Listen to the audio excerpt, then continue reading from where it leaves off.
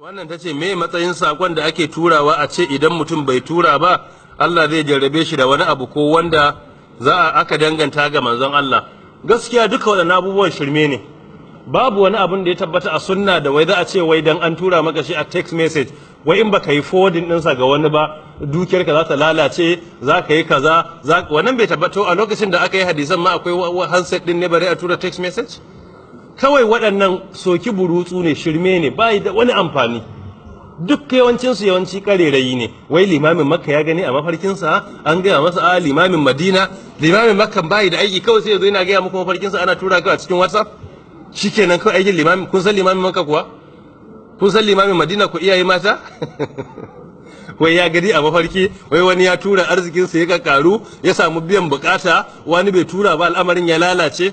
duka tatsuniyoyi ne kina gani ki goge ba abun da zai faru gare ki insha Allah ta'ala saboda in kika tura ma kin watsa barna ne dan duk wanda zai faɗi gaskiya baya bukatan yayi ƙarya akan a isar da gaskiya. Ai yanzu misali karatu ake ko kuke cire kuɗi ku sai CD ku saurara akwai wanda yace sai kun saya saboda kun san zai amfane ku so dan adam ai abin da zai amfane shi ya zama sakon Allah ne ko na manzo Allah sallallahu alaihi wasallam da kansa yake bukata amma waɗannan abubuwan gaskiya ba su da asali duk wanda ta gani kada ka tura saboda yawanci ƙara raye wata bid'a ce da bata tabbata ba kuma a cikin sunnan ba wata sunna ake karantarwa ba kuma koda wani abu na sunna ne bai halatta a yi ƙarya dan a isar da sunna ga al'umma ba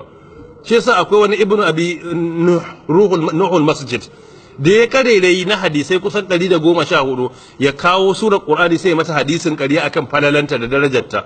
da aka tambaye shi me dalili sai ce wai ya ga mutane a'radu anil qur'an sun kaurace wa qur'ani sun shagala da fikihun Abu Hanifa da kuma tarihin Ibn Ishaq shi yasa wai yayi hadisan ƙarya dan yasa a zo a karanta qur'ani baya bukatan ayi hadisin ƙarya dan a kare shi babu dalili ko anan malamai sun yi jifa da hadisansa na cewa maudu'ai ne so da haka wanda ke so ya isar da gaskiya ba sai yayi ƙarya ba gaskiya Allah yake isar da ita ki kyautata mu'amala ki isar da ita ga al'umma Allah subhanahu wataala shi zai kammala sauran ayyuka da so da haka ina nasiha gare ku da Allah ayi hakuri a daina